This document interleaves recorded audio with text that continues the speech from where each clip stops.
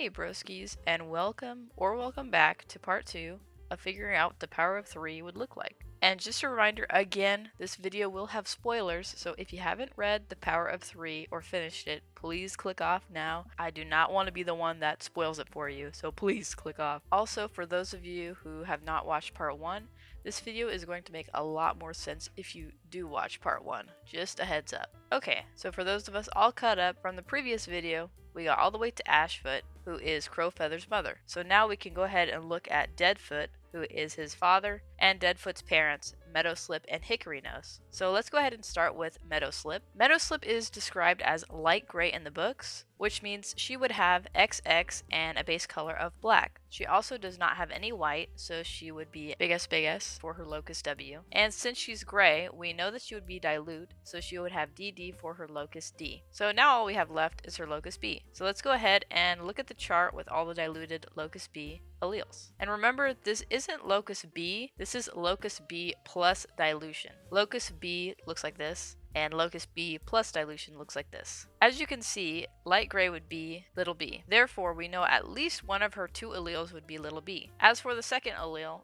it could either be little b or b prime. In either case, it would lead to the same gray coat, so we're going to go ahead and go with b prime just for some variety. Now moving on to Hickory Nose, he is described as a reddish brown tom. He would be XY with a base color of black. He also does not have any white in the books, so his locus W would be big S, and he is not dilute, so his locus D could either be big D little d or big D. And of course, we all know I'm going to choose big D little d, so we can say it with me. Pass on those genes. We will assume in this instance that when they say reddish brown, they mean cinnamon or B prime. So this would make him B prime, as any other locus B combination would lead to him not showing that cinnamon color. Hickory Nose and Meadowslip's son, or Crowfeather's father, is Deadfoot. He is described as black in the books. Now in this instance, it would be impossible for him to be black. And let me explain. He would get an X from his mother and a Y from his father, and since the X is not orange, he would have a base color of black. However, neither of his parents would have a big B for their locus B or black, because if they did, they would show black, as big B is the most dominant. Therefore, if we look at this Punnett square, the only two options for Deadfoot would be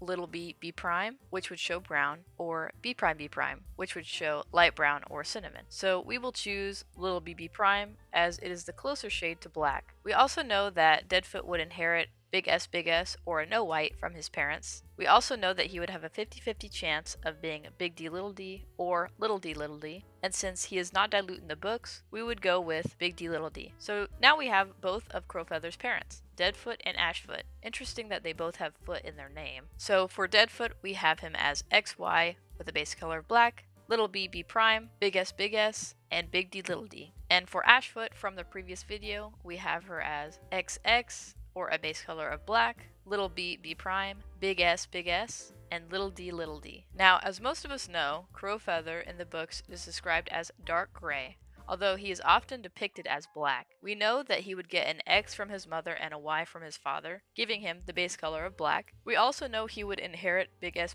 from his parents, as they both have big S for their locus W. He would also have a 50-50 chance of being big D little d or little d, and we want to give him dilute, or little d, since he is described as gray in the books. However, he would not be dark gray, as dark gray requires there to be at least one big B allele in locus B, and neither of his parents have a big B in their locus B. So if we look at a Punnett square of his parents, we can see that he would either be little b prime, or b prime. And looking at this dilution chart, we can see that the closer of the two to dark gray would be little b, or light gray. So that would take care of one of the two alleles. As for the other allele, we just know it can't be big B, again, since neither of his parents carry that allele, so we would have to either go with little b or b prime, and we will just give him b prime in this case. So that would make Crowfeather light gray. And here is a quick look at the family tree of Crowfeather. I'm not going to go over everything since I went over it in the last video. This is what it would look like. So now we have both of the trio's parents down. So let me pull Leafpool from the previous video, and we can go ahead and get started. Alright, so Leafpool has an orange X and a non-orange X, which means that she has both a black base color and an orange base color, which makes her that tabby. She also has B prime B prime, which makes her cinnamon, big S little s, which gives her some white, and big D little d for her locust D. And Crowfeather, as we just learned, is XY. He has a base color of black. His locust B is little b B prime. He is big S or no white, and his dilution locus is little d, which would make him dilute. So their kits, as we know, are Lionblaze, Jayfeather, and Hollyleaf. Lionblaze is described as a golden tabby, Jayfeather is described as a gray tabby, and Hollyleaf is described as black. So let's go ahead and start with the two boys, Lionblaze and Jayfeather. I'm looking at them together because they are a good example of how different two cats can look like from the same litter, especially if they're both male. So let's go ahead and start with their XY chromosomes. We know that they would get an X from Leafpool and a Y from Crowfeather, but Leafpool has two different X's. One is with orange and one is without orange, or black. So how does this work? Well, both Lionblaze and Jayfeather would have a 50-50 chance of inheriting an orange X or a non-orange X. In other words, you could have both Toms as orange, you could have both Toms as black, or you could have one of them as orange and one of them as black. And since we're trying to stay canonical, we're going to go ahead and give Lionblaze the orange X and give Jayfeather the non-orange X, or giving him that black base coat. As for their locus W, they could both either be big S or big S little s, and since neither have white in the books, we will go ahead and give them both big S.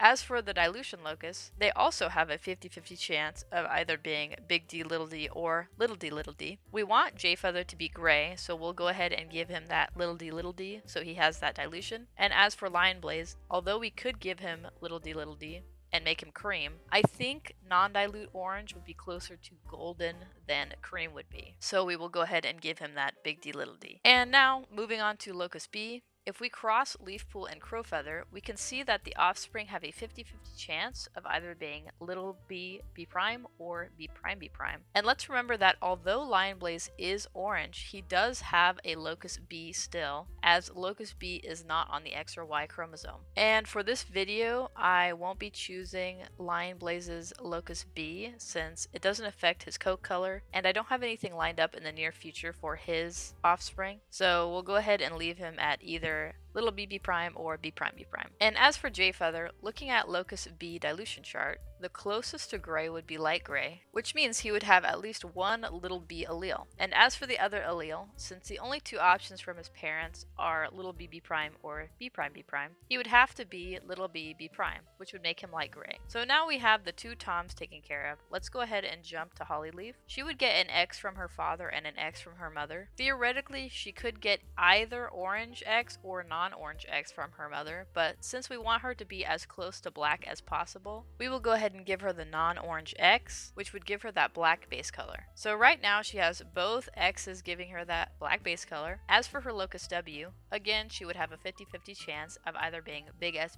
or a big S little s, and in the books she has no white, so we'll go ahead and give her that big S. As for her dilution locus, again, she has a 50-50 chance of either being big D or little d, and we will give her big D since she is not dilute in the books. And that just leaves her locus B. Unfortunately, in this case, she could not be black, as neither Crowfeather nor Leafpool have a big B, so she could either be little b prime or B prime B prime, and the closest to black would be little b prime, so that would make her brown. So now we have what the trio would look like using real-life genetics. Now, this isn't to say this is the perfect genetic breakdown for the trio. I kind of went more in a linear fashion, so it would be easier for people to understand how we got to the conclusion. However, there are combinations in which the trio, specifically more Jayfeather and Hollyleaf, would look closer to their canonical colors. And in that case, I would have needed to basically break how the family tree works and make certain cats earlier in the family tree not look canonical, so that way Jayfeather and Hollyleaf and Lionblaze would look more canonical. I decided not to do that, but if that's something that you guys want to see, I can certainly make a separate video,